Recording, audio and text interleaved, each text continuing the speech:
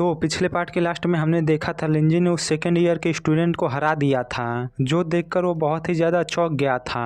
अब आगे तो इस पार्ट की शुरुआत में हम एग्जामिनर को देखते हैं, जो लिंजी की ऐसी परफॉर्मेंस देखकर बहुत ही ज़्यादा खुश हो गए थे और हंसते हुए टीचर गांव से बोल रहे थे, हमने पहले भी बहुत सारे जीनियसेस को देखा है लेकिन इसकी बात ही अलग है, क्योंकि इसे देखकर ऐसा लग रहा है जैसे कि हम फेडरेशन के 8 लेजेंडरी प्रोटेजी को उनके यंग फॉर्म में देख रहे हों, जो कि बहुत ही ज़्यादा इंस्पायरिंग है। जिस पर टीचर गांव एग्जामिनर से बोलते हैं, अगर इस बच्चे की एज की बात की जाए तो यहाँ तक कि इस बच्चे के एज में उन 8 प्रोटेजी के पास भी इतनी ज़्यादा टेरिफाइंग स्ट्रेंथ नहीं थी। जिसके बाद वो फिर से एग्जामिनर से बोलते हैं, और हाँ, इस बच्चे का नाम लिंजी है ना, तो जब समय आएगा तो हम इसे अपने क्लास में असाइन कर लेंगे। जिस पर एग्जामिनर उनसे बोलते हैं, टीचर गाओ ये फेयर नहीं है, जो स्टूडेंट टॉप 10 रैंकिंग में आए हैं हमें उन्हें रूल्स के अकॉर्डिंग उनके प्लेस पर रखना चाहिए, न कि उन्हें ऐसे ही किसी भी क्लास में असाइन कर देना चाहिए। जो सुनकर तो टीचर गाओ हंसने लगते हैं। जिसके बाद सीन शिफ्ट होता है और हमें सीक्रेट फॉरेस्ट के अंदर का सीन दिखाया जाता है, जहाँ वो काले बालों वाला बंदा अभी भी शौक में था और बोल रहा था, नहीं मैं नहीं हार सकता। और वहीं हम निंग को देखते हैं, जो लिंजी को जीतता हुआ देखकर खुशी के मारे उछलते हुए बोल रही थी, भाई आपने उसे हरा दिया, सच में आप बहुत ही ज्यादा अमेजिंग है। फिर हम गोजिन को देखते हैं, जो लिंजी की पावर देखकर शौक होते हुए बोल रही थी, मैंने तो एक्सपेक्ट ही नहीं किया था कि ये इतना ज्यादा पावरफुल होगा। फिर हम तनेओंग को देखते हैं और वो तो लिंजी की पावर देखकर और भी ज्यादा चिढ़ गया था और गुस्से में अपने हाथों को जमीन पर पटकते हुए बोल रहा था, नहीं हमारे बीच बहुत ज्यादा गैप है, लेकिन फिर भी तुम मेरा वेट करना, क्योंकि जब मैं यहाँ से वापस जाऊंगा तो मैं और भी ज्यादा मेहनत करूंगा, जिसके बाद मैं तुम्हें भी डिफीट कर दूंगा। जिसके बाद हम उसी बंदे को देखते हैं जिसने तनेओंग को डिफीट किया था, वो लिंजी की ओर आगे बढ़ते हुए बोल रहा था, ऐसा लगता है कि जीटीएन तुम्हारे ऊपर इजी था जिसकी वजह से तुमने उसे डिफीट कर दिया, वरना तो मैं ये विश्वास भी नहीं कर सकता कि एक फ्रेशमैन जिसने अभी इनरोल भी नहीं किया है वो एक सेकेंड ईयर के स्टूडेंट को हरा सकता है। जो सुनकर लिंजी उसे उंगली करते हुए बोलता है, सीनियर आप भी मेरे साथ एक बार फाइट कर लीजिए, जिसके बाद आपको खुद ही पता चल जाएगा। जो सुनकर तो वो बंदा उसके ऊपर भड़कते हुए बोलता है, बच्चे तुम ये मत सोचो कि तुमने कुछ ट्रिक्स का यूज करके जीटीएन को हरा दिया है तो तुम हमें नीचा दिखा सकते हो। जिस पर तो लिंजी उसे फिर से उंगली करते हुए कहता है, अगर मैंने ऐसा किया तो क्या तुम तीनों मेरे ऊपर एक साथ अटैक करोगे। जो सुनकर तो वो बंदा बहुत ही ज्यादा गुस्सा हो जाता है और अपने पेट बीस्ट से लिंजी के ऊपर अटैक करते हुए बोलता है, बच्चे तुम तो बहुत ही ज्यादा एरोगेंट हो, इसलिए लगता है तुम्हें सबक सिखाना ही होगा। लेकिन इससे पहले कि उसका पेट बिस्ट लिंजी के ऊपर अटैक कर पाता है, रॉक गोस्ट तेजी से आगे बढ़ता है और उसके पेट बिस्ट को पकड़ लेता है। और तभी हम टीचर गांव को देखते हैं, जो उन्हें इस तरह से लड़ता हुआ देखकर एग्जामिनर से बोलते हैं, जल्दी से उन्हें रोको, क्योंकि जीटाओ शुरू से ही उसके मैच का नहीं था और अगर ये इसी तरह फाइट करते रहे तो सेकेंड ईयर के स्टूडेंट अपने फेस को खो देंगे। और बात की जाए लिंजी की तो वो इस तरह से अपने लिए बस और भी ज्यादा दुश्मन ही बनाएगा। तो एग्जामिनर उनकी बात मान जाते हैं और सेकेंड ईयर के स्टूडेंट को रोकते हुए कहते हैं, इतना बहुत है और ये टेस्ट ऑफिशियली रूप से यहीं खत्म होता है। जिस पर वो बंदा एग्जामिनर से बोलता है, लेकिन टीचर क्वीन ये बच्चा बहुत ही ज्यादा एरोगेंट है, इसलिए प्लीज मुझे इसे सबक सिखाने दीजिए। लेकिन एग्जामिनर उसे मना कर देते हैं और अनाउंस करते हुए बोलते हैं, बस ओनली वन लिंजी है जिसने इस ट्रायल को पास किया है, लेकिन बाकी के लोग नर्वस मत होइए, क्योंकि मुझे आप लोगों के ऊपर पूरा विश्वास है कि आप लोग जियांगनिंग एकेडमी में इंटर होने के बाद अपने स्ट्रेंथ को बहुत ही अच्छी तरह से इम्प्रूव कर लेंगे। जिसके बाद हम उस सेकेंड ईयर के स्टूडेंट को देखते हैं, जो अपने पेट बिस्ट को वापस बुलाते हुए लिंजी से बोलता है, बच्चे इस समय तो मैं तुझे जाने दे रहा हूँ, लेकिन जब तू एक बार इनरोल कर लेगा तब हम इसे फिर से सेटल करेंगे। तो लिंजी उसे अंगूठा दिखाते हुए बोलता है, सीनियर हमें फाइट करने की कोई जरूरत नहीं है, क्योंकि आप तो पहले से मुझसे बेटर हैं। जो सुनकर तो बंदा और भी ज्यादा चिढ़ जाता है और गुस्से में अपना दांत पीसते हुए बोलता है, बच्चे तुम्हारे लिए यही अच्छा होगा कि तुम अपने बारे में सोचो। फिर वो वहाँ से जाते हुए लिंजी से बोलता है, बच्चे मैं इसे कभी नहीं भूलूंगा।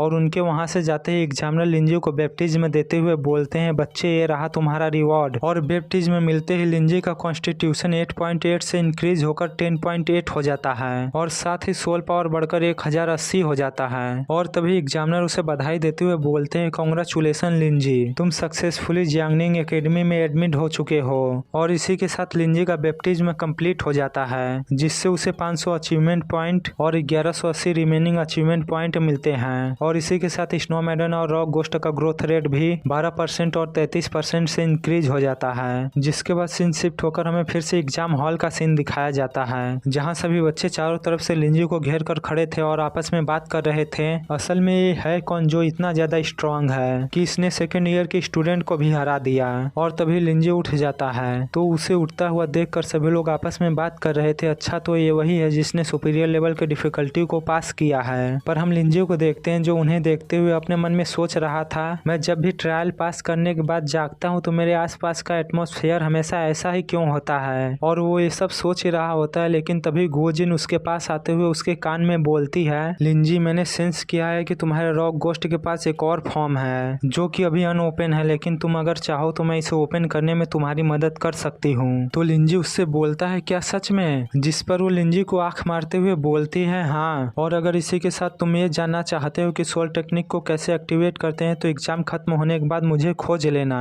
तो लिंजी उससे बोलता है, अच्छा ठीक है। और तभी एग्जामिनर उन सभी को शांत कराते हुए बोलते हैं, जो बच्चे टॉप 10 रैंकिंग के अंदर आए हैं उन्हें ऑफिशियली रूप से जियांगनिंग एकेडमी में एडमिट किया जाता है। जिसके बाद वो लिपिंग की ओर इशारा करते हुए कहते हैं, और अब मैं अनाउंस करता हूँ कि इस साल का टॉप फ्रेशमैन लिपिंग है, इसलिए सभी लोग उसके लिए तालियां बजाइए। जो सुनकर सभी लोग उसके लिए तालियां तो बजाने लगते हैं, लेकिन वो आपस में बात भी कर रहे होते हैं, नहीं ये सही नहीं है, ये टॉप फ्रेशमैन कैसे हो सकता है, क्योंकि इसने तो एक भी सेकेंड ईयर के स्टूडेंट को नहीं हराया है। और वहीं हम लिपिंग को देखते हैं जो उनकी बातों को सुन रहा था और चिढ़ते हुए अपने मन में बोल रहा था, क्लियरली उस बंदे ने मुझसे अच्छा परफॉर्मेंस किया था, लेकिन फिर भी इन लोगों ने मुझे एक टॉप फ्रेशमैन बना दिया, जो कि बहुत ही ज्यादा ह्यूमिलेटिंग है। जिसके बाद हम टीचर गाव को देखते हैं और वो भी एग्जामिनर से इसी बारे में बात करते हुए बोल रहे थे, क्या ये थोड़ा अनफेयर नहीं है, क्योंकि वो बच्चा क्लियरली इससे ज्यादा टॉप फ्रेशमैन के स्पॉट को डिजर्व करता है। तो एग्जामिनर उन्हें समझाते हुए बोलते हैं, टीचर गाव, हम अपने सभी दांव एक ही बंदे के ऊपर नहीं लगा सकते,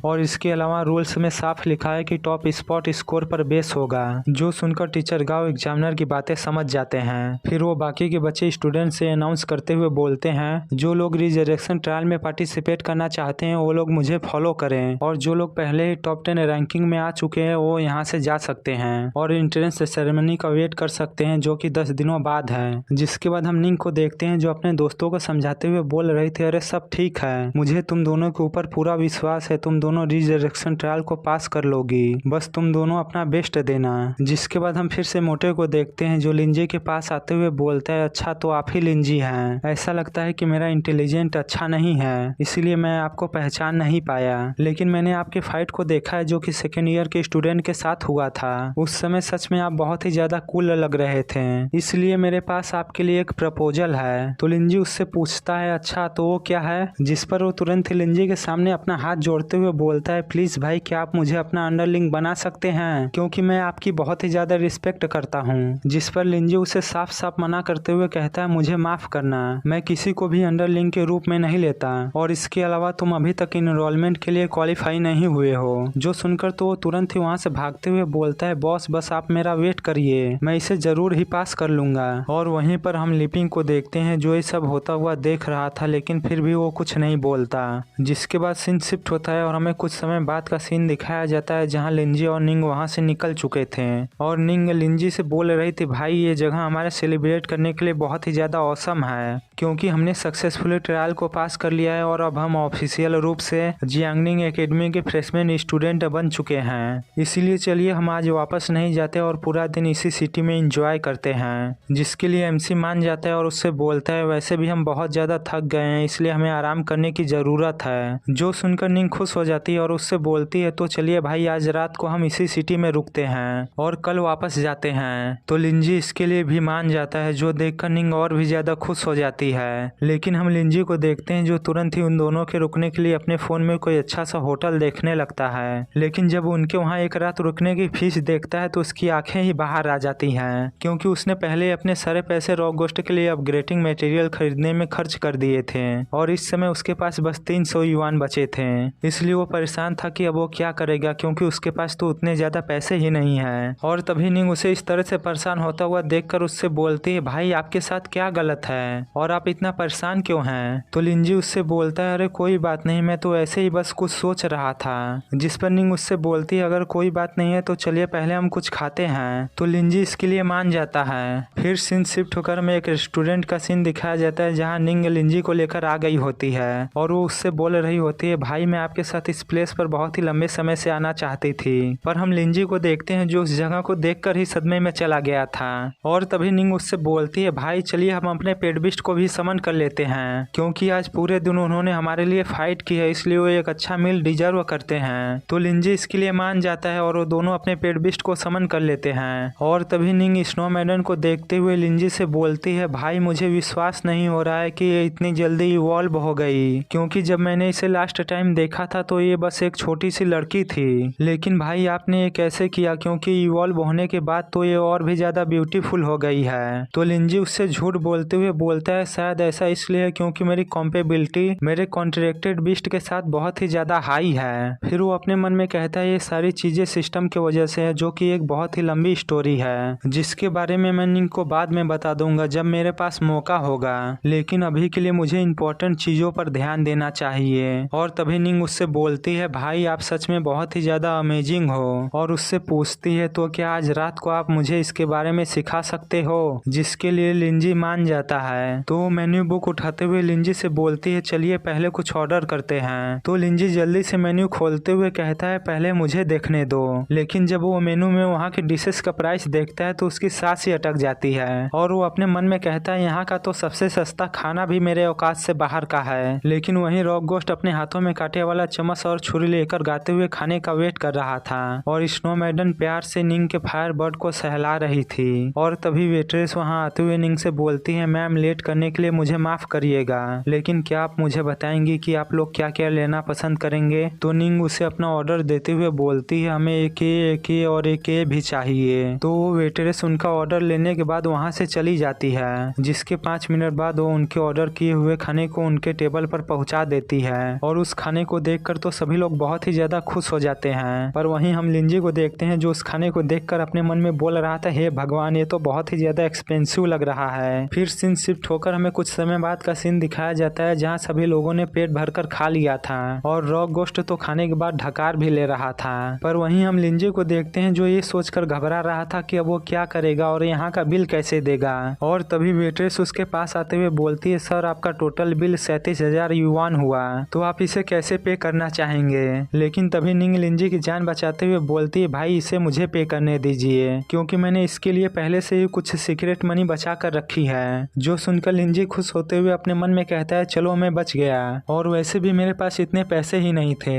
जिसके बाद सीन शिफ्ट होकर हमें रात का सीन दिखाया जाता है जहाँ लिंजी और निंग एक साथ उसी सिटी में घूम रहे थे और निंग लिंजी से बोल रही थी, भाई रात में ये सिटी तो और भी ज्यादा सुंदर लग रही है और मैं तो बस यही सोचकर एक्साइटेड हो रही हूँ कि फ्यूचर में मैं आपके साथ इसी सिटी में पढ़ने वाली हूँ। लेकिन हम लिंजी को देखते हैं जो अभी भी पैसे के बारे में सोच रहा था और अपने मन में बोल रहा था, मुझे जल्दी से कोई ऐसा रास्ता खोजना होगा जिससे मैं पैसे बना सकूं। लेकिन इस समय मैं मिशन भी नहीं ले सकता क्योंकि उसके लिए पहले ही बहुत ही ज्यादा लेट हो चुका है। लेकिन तभी उसे अपने बगल वाले बिल्डिंग से कुछ लोगों के लड़ने की आवाज सुनाई देती है। तो एमसी जब वहां जाकर देखता है तो एक डेथ रिंग होता है जहां दो पेट बीस्ट आपस में फाइट कर रहे होते हैं, जिसमें से 4 आर्म फ्रेक ने जाइंट कंगारू को हरा दिया होता है जो कि रैंक 2 के स्टेज 3 पर था। और उसे इस तरह से हारता हुआ देखकर सभी लोग चिल्लाते हुए बोल रहे थे, 4 आर्म फ्रेक अनबीटेबल है। जिसके बाद हमें उस 4 आर्म फ्रेक का लेवल बताया जाता है जो कि रैंक 3 के स्टेज 2 पर था। और तभी रेफरी अनाउंस करते हुए बोलता है, क्या कोई और है जो इस 4 आर्म फ्रेक को चैलेंज करना चाहता है। अगर आप इसे हरा देते हैं तो आपको इसके प्राइस के पूरे पैसे मिलेंगे और इसके लिए आपको बस 300 युआन एंट्री फीस देना होगा, जिसके बाद आप इसमें पार्टिसिपेट करने के लिए क्वालिफाई हो जाएंगे। और जो भी इसमें जीतेगा उसे प्राइस के रूप में पूरे 50,000 युआन दिए जाएंगे। जो सुनकर लिंजी खुश होते हुए अपने मन में कहता है, मैंने पैसे बनाने का रास्ता खोज लिया। जिसके बाद वो अपने रॉक गोस्ट को बाहर निकाल लेता है। और तभी रेफरी वहाँ के रूल्स के बारे में बताते हुए कहता है, आप यहाँ सोल आर्ट या स्पेल्स का यूज नहीं कर सकते,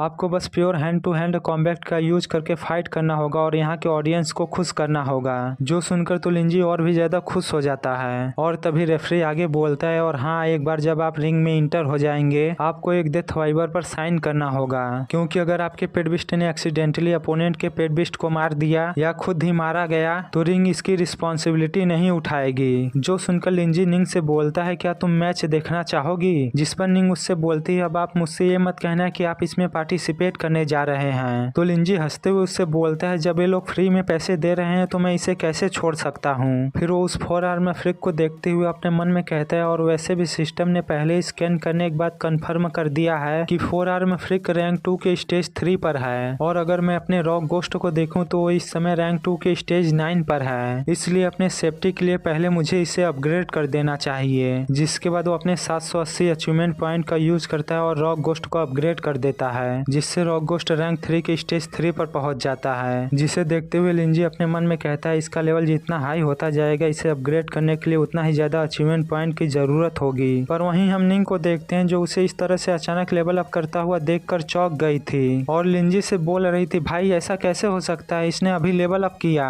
तो लिंजी उसे झूठ बोलते हुए कहता है शायद ऐसा इसलिए हो सकता है क्योंकि तुमने आज उसे एक अच्छा मील दिया है। जो सुनकर निंग बहुत ही ज्यादा खुश हो जाती है और उससे बोलती है भाई मुझे आपके ऊपर पूरा विश्वास है, आप डेफिनेटली जीतेंगे। जिसके बाद लिंजी अपने रॉक गोस्ट के साथ रिंग के अंदर जाने लगता है, जो देखकर रेफरी अनाउंस करते हुए बोलता है सभी लोग तैयार रहिए, एक और नया चैलेंजर आ रहा है, तो आप लोग चलिए इसकी बहादुरी के लिए तालियों से इसका स्वागत करिए। फिर वो लिंजी और रॉक गोस्ट को देखकर चिल्लाते हुए बोलता है ये स्किनी दिखने वाला बच्चा और ये अजीब सा लाल बालों वाला स्टोन क्रिएचर जो इसके पीछे है, आखिर इन्होंने क्या सोचकर डेथ रिंग को ज्वाइन किया है। जो सुनकर ऑडियंस में से कुछ लोग चिल्लाते हुए बोल रहे थे आखिरकार ये बच्चा कहाँ से आया है, क्या इसे नहीं पता है कि ये डेथ रिंग है। तो कुछ लोग बोल रहे होते हैं ऐसा लगता है कि इस बच्चे ने कुछ ज्यादा ही पी ली है इसलिए इसका दिमाग काम नहीं कर रहा है, और साथ ही ये लाल बालों वाला क्रिएचर भी देखने में कुछ खास नहीं लग रहा है। पर हम रॉक गोस्ट को देखते हैं जो उन सभी की बातें सुनकर बहुत ही ज्यादा गुस्सा हो रहा था। तो आज के लिए इस वीडियो को यहीं पर खत्म करते हैं और मिलते हैं नेक्स्ट वीडियो में, तब तक के लिए बाय बाय।